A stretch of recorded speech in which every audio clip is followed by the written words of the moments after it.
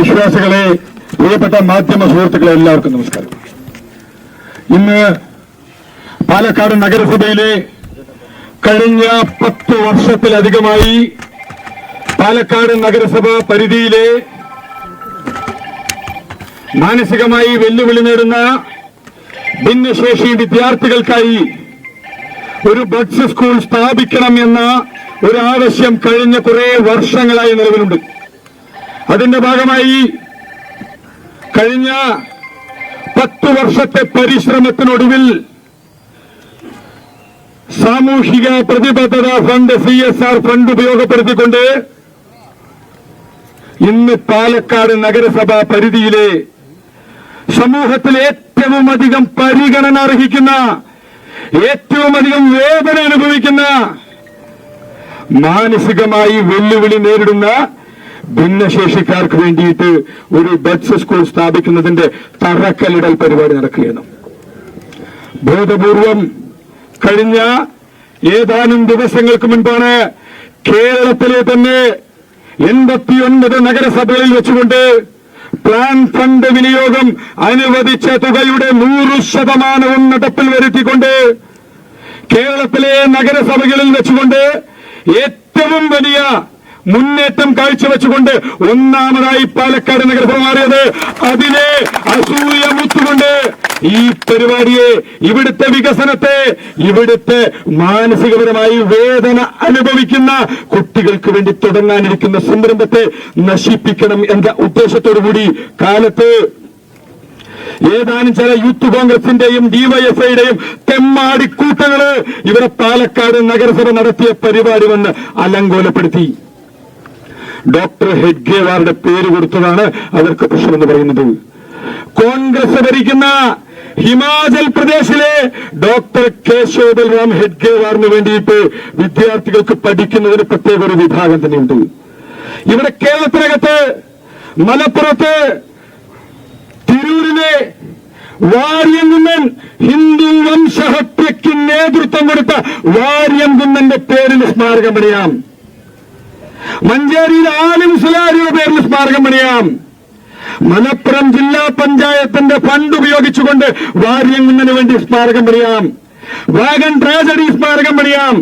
ഇതൊക്കെ നിങ്ങൾക്ക് നടപ്പിൽ വരുമെങ്കിൽ ഈ ഇന്ത്യ മഹാരാജ്യത്തെ ഭരണഘടനയിലെ ആരുടെയും പേര് ഒരു സ്മാരകത്തിനോ സ്മൃതി മന്ദിരത്തിനോ നൽകരുത് എന്ന് പറഞ്ഞിട്ടില്ല. ഞങ്ങള് ഈ പാലക്കാട് നഗര ജനത ഭാരതീയ ജനതാ പാർട്ടി നടത്തിയ വികസനങ്ങൾ കണ്ടുകൊണ്ട് 28 കൗൺസിലർമാരെ വിജയിപ്പിച്ച് ഞങ്ങൾ അധികാരത്തിലെത്തിയിട്ടുണ്ടെങ്കിൽ ഇന്നാട്ടിലെ ദേശീയ പുരുഷന്മാരുടെ പേര് വെച്ചുകൊണ്ട് തന്നെ സ്മാരകങ്ങള്, അതുപോലുള്ള വിദ്യാലയങ്ങൾക്ക് നാമകരണം നടത്തും. ഈ നടത്തുന്ന ഭൂമി എന്ന് പറയുന്നത്, ഈ തറക്കല്ലിടുന്ന ഭൂമി എന്ന് പറയുന്നത് പത്തനംതിട്ടയിലെ അടൂരിലെ രാഹുൽ മാങ്കൂട്ടത്തിലിന്റെ തന്തയ്ക്ക് സ്ത്രീകൾ പാലക്കാട് നഗരസഭ ഈ വിദ്യാലയം പണിയുവാനായിട്ട് പോകുന്നത് നഗരസഭയുടെ ഭൂമിയിലാണ്. ഈ നഗരസഭയിലെ കോൺഗ്രസ് നടത്തിയ അഴിമതികളെ അവസാനിപ്പിക്കുന്നതിന് വേണ്ടിയിട്ടാണ് പാലക്കാട് നഗര ജനത ഭാരതീയ ജനതാ പാർട്ടിക്ക് 28 കൗൺസിലർമാരെ നൽകിയത്. ഞങ്ങൾക്കൊന്നേ നിങ്ങളോട് പറയാനുള്ളൂ.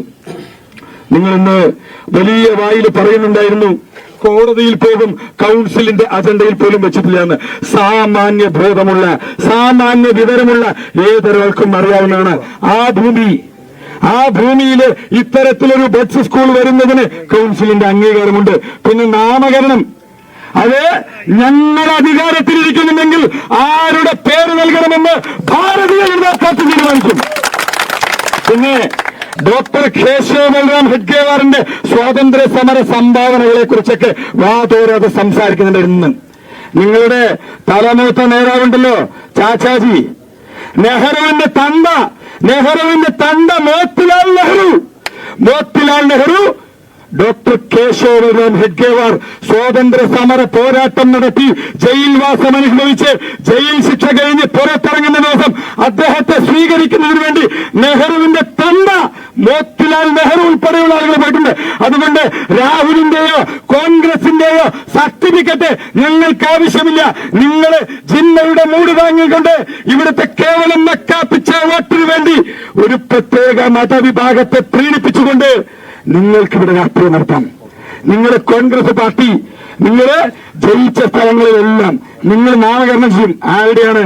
നിങ്ങളുടെ പാർട്ടി നേതാവ് സോണിയാഗാന്ധിയുടെ തള്ള ഇന്ദിരാഗാന്ധി, രാജീവ് ഗാന്ധി തുടങ്ങി അവരുടെ തള്ളയുടെയും തന്തയുടെയും പേരിൽ നിങ്ങൾ നാമകരണങ്ങൾ നടത്തുമ്പോൾ ഞങ്ങൾ അധികാരത്തിൽ വന്നാൽ ഇന്നാട്ടിലെ അധസ്ഥിത വിഭാഗങ്ങൾക്ക് വേണ്ടി പൊരുതിയിട്ടുള്ള, ഇന്നാട്ടിലെ ജനങ്ങൾക്ക് വേണ്ടി പിടപെടുത്തിയിട്ടുള്ള, ഇന്നാട്ടിലെ ദേശീയ ബോധമുള്ള, ഇന്നാട്ടിലെ ഓരോ ദേശഭക്തന്റെയും പേരിൽ ഇതുപോലുള്ള സ്മാരകങ്ങളും വിദ്യാലയങ്ങളും പണി കഴിക്കുക തന്നെ ചെയ്യും. അതിനെ നിങ്ങൾ ഇന്നത്തെ അവരെ നടന്ന പേക്കൂത്തുകള് ഇന്നാട്ടിലെ ജനങ്ങൾ എല്ലാവരും കണ്ടിട്ടുണ്ട്. അവിടുത്തെ നിലവിളക്കും നിറപറയും ഉൾപ്പെടെയുള്ള സാധനങ്ങൾ വലിച്ചെറിഞ്ഞിട്ടുണ്ട്. നിലവിളക്കും നിറപറയും ആർക്കൊക്കെ ഹറാമാണ് എന്ന് ഇന്നാട്ടിലെ എല്ലാ ആളുകൾക്കും അറിയാം. നിങ്ങള് ഇന്ന് നഗരസഭയുടെ ഒരു പരിപാടി അലങ്കോലപ്പെടുത്താൻ വേണ്ടി നിങ്ങൾ ശ്രമിച്ചിട്ടുണ്ടെങ്കിൽ ഇവിടെ കേട്ടു നിൽക്കുന്ന കോൺഗ്രസ് ഓഫീസിനകത്തുള്ള ആൾക്കാർ വരെ നോട്ട് ചെയ്ത് വെച്ചോളൂ. ഇവിടെ പാലക്കാട് എന്നൊരു ഗ്രാമമുണ്ടെങ്കിൽ, പാലക്കാട് നഗരസഭ എന്നൊരു പ്രദേശമുണ്ടെങ്കിൽ, ആ പാലക്കാട് നഗരസഭാ പരിധിക്കകത്തുകൊണ്ട് ബഡ്സ് സ്കൂൾ പ്രവർത്തനം ആരംഭിക്കാൻ പോകുന്നുണ്ടെങ്കിൽ 100-110% ഞങ്ങൾ ഉറപ്പു തരുന്നു.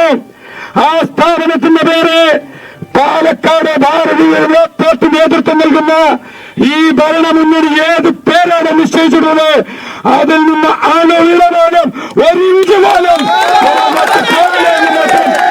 കൊള്ളുന്നു.